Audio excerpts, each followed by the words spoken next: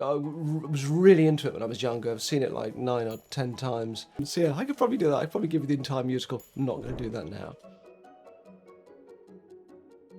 What's your earliest memory? Earliest memory. See, I think our early memories are so mixed up and sort of, bits of staircases and bits of rooms and arrangements of furniture. For some reason, it all hinges around interior design.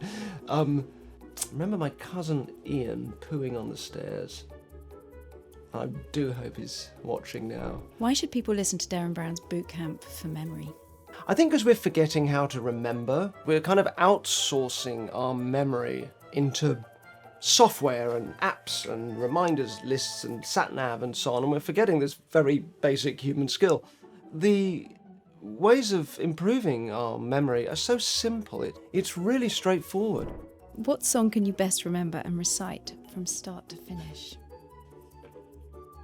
I could probably at a push give you the whole of Les Mis, the entire thing. I was really into it when I was younger. I've seen it like 9 or 10 times,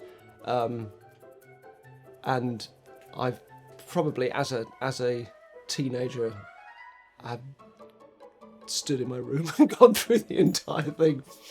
So yeah, I could probably do that. I'd probably give you the entire musical. I'm not going to do that now. Can you share one quick memory tip?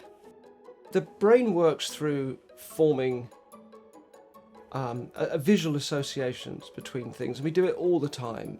We just end up connecting one idea with another. So the idea that runs through pretty much all the memory techniques that we'll learn is turning things into silly, bizarre images, and then connecting that thing with something else, because that's how we tend to remember things.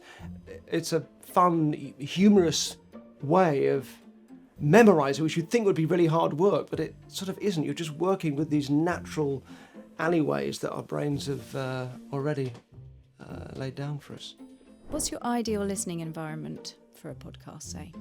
I've got a little corner of my study and a nice pair of headphones, and I sit and listen to it there. It's very nice. I quite like open-backed headphones. They have a nice sort of auditory sort of openness to them, as you'd expect from the name. So yeah, very fond of those. I like the headphone thing. If you could invite any guest, living or dead, to be on your podcast, who would it be, and what would you discuss? I think maybe Marcus Aurelius at the moment. So Marcus Aurelius was the most powerful person in the world at one point. He was a Roman emperor, the last of the so-called good emperors. His main book, The Meditations, is a really sort of touching. He wrote it for himself. It's just notes for himself, these little internal turmoils that this incredibly powerful person is going through, and of course realising we all relate to them. So I'd love to sit down and talk to him about those things. What's a misconception people have about you? I'm probably like a lot of performers, maybe more introverted than people might imagine.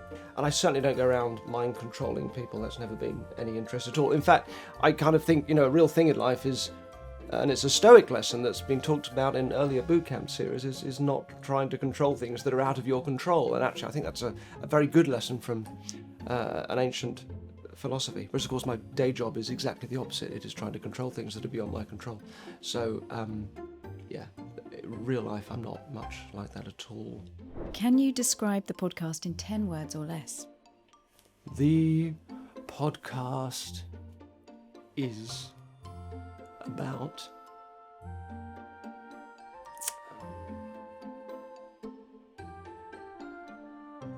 sorry, what was the question?